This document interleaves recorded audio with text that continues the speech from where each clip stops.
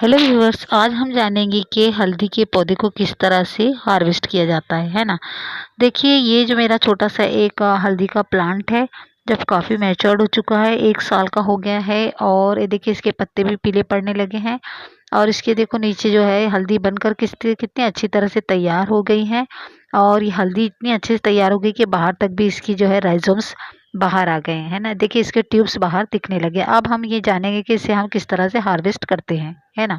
साथ ही साथ हम यहाँ ये भी जानेंगे कि अगर हम हल्दी को अपने घर में टर्मरिक को ग्रो करते हैं तो हमें इसके लिए क्या-क्या करना पड़ता है ना। वैसे हल्दी पर मैंने ऑलरेडी एक वीडियो बना चुकी हूँ। आप हमारे चैनल पे विज़िट करके देख सकते हैं कि हल्दी को किस तरह से ग्रो किया जाता है ना। हल्दी को वैसे तो हम साल भर ग्रो कर सकते हैं, लेकिन इसका ग्रो करने का बेस्ट टाइम मार्च से अप्रैल होता है ना।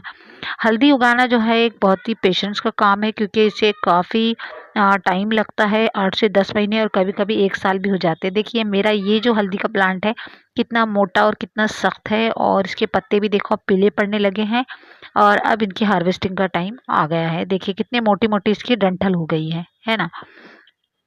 हल्दी का जो प्लांट हम उगाते हैं तो उसके लिए हमें किसी भी तरह का पॉट हम यूज़ कर सकते हैं, लेकिन सिर्फ हमें ये ध्यान रखना है कि पॉट जो है बड़ा हो। आप चाहे मिट्टी का लो, सीमेंट का लो, सेरामिक लो या किसी भी तरह का पॉट लो, थोड़ा सा पॉट बड़ा लो। 12 से 18 इंची का आप गमला ले सकते हैं। जितना बड़ा आप पॉट लेंगे, आपकी हल्दी जो है वो अंदर उतनी अच्छी तरह से ग्रो होती है ना। बस हमें ये ध्यान रखना है कि इसका ड्रेनेज हो लो, ताकि एक्स्ट्रा का जो पानी है वो नीचे से निकल जाए, है ना। वैसे मिट्टी का जो पॉट होता है वो इसके लिए सबसे बेस्ट होता है, क्योंकि मिट्टी के पॉट में जो होता है किसी भी प्लांट के लिए मिट्टी का पॉट जो है बहुत बेस्ट होता है, क्योंकि मिट्टी के पॉट में छोटे-छोटे छेद होते हैं, पोर्स होते हैं और उसकी वजह से हवा जो है वो अंदर बाहर होती रहती है। तो पौधे की जो रूट्स रहती है, जड़ें, उनको एरेशन हो जाता है, एरेशन मिलता है, मतलब अंदर ऑक्सीजन आराम से हो जाता है और प्लांट जो है बहुत अच्छी तरह से ग्रो होने लगता है ना। चलिए अब बात करते हैं कि हल्दी उगाने के लिए हमें किस तरह की मिट्टी की ज़रूरत होती है। तो मिट्टी हम यहाँ सॉइल्ड मिक्स में से मिट्टी लेते हैं। इसके लिए हमें चाहिए गार्डन सॉइल 60%, कॉम्पोस्ट हम इसमें 30% डालेंगे और जो कंस्ट्रक्शन सैंड यानी कि जो रेत होती है, यहाँ हम उसमें 10% मिला सकते हैं, है ना।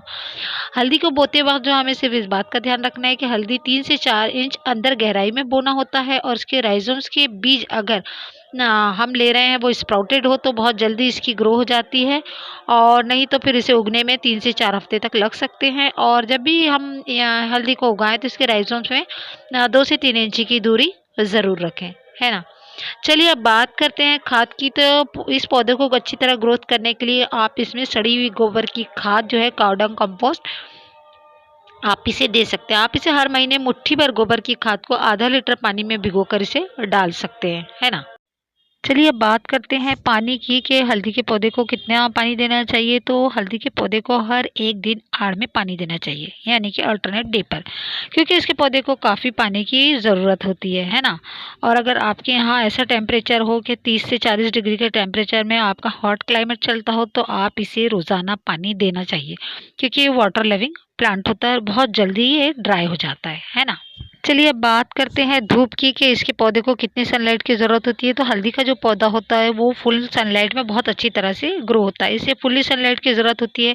अगर आप इसे डार्क एरिया में या पार्शियल सनलाइट में रखेंगे तो ये अच्छी तरह से ग्रो नहीं होगा। और सबसे ख़ास बात ये होती है कि इसके हल्दी के जो ट्यूबर्स अंदर जो मिट्टी में जो ग्रो होते हैं वो बहुत छोटे-छोटे रह जाते हैं, है ना। इसलिए हमेशा हमें इसे फुल्ली सनलाइट में ही रखना चाहिए, ऐसी जगह जहाँ 4 से 6 घंटे की धूप लगातार आती रहती हो, क्योंकि ये इसे धूप बहुत पसंद होती है ना। चलिए अब बात करते हैं इसकी प्रूनिंग की। तो वैसे तो इसे खास कुछ प्रूनिंग की ज़रूरत नहीं होती है, सीधा-सीधा ही बढ़ता है। लेकिन अगर इसके पत्ते इस तरह से, जिस तरह ये अभी देख रहे हैं आप, इस तरह से पीले पड़ जाएँ, तो आप इसके पीले पत्तों को धीरे-धीरे करके काट कर फेंक देना चाहिए, क्योंकि इससे जो होता है पौधा अच्छी तरह से ग्रो होने लगता है और फिर नए-नए पत्ते उसमें से निकल कर आ जाते हैं, है ना।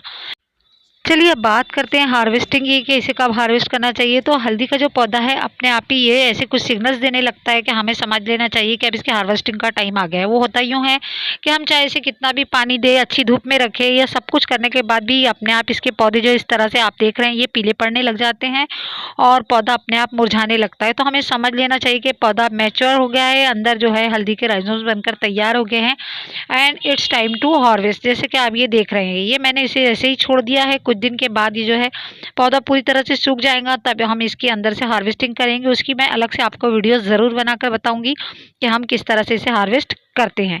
अभी फ़िलहाल देखिए कि जब अगर हमें इस तरह के पौधे को हार्वेस्ट करना है तो हमें मिट्टी को कुछ दिन के लिए ऐसे ही सूखने के लिए छोड़ देना चाहिए। बाद में गमले से पौधे को उलटकर हाथों की मदद से धीरे-धीरे इसके ट्यूब्स या राइज़ोम्स को हमें अलग करना चाहिए। इस बात का ध्यान रखना चाहिए कि हमें इसे बहुत एहतियात से करना है, क्योंकि नहीं तो हल्दी के जो राइज़ोम्स होते हैं वो टूटने का डर बना रहता है ना? इसके बाद हमें क्या करना है, अगर हम हल्दी के राइज़ोम्स कच्ची अगर हम यूज़ करना चाहते हैं तो कोई प्रॉब्लम नहीं है।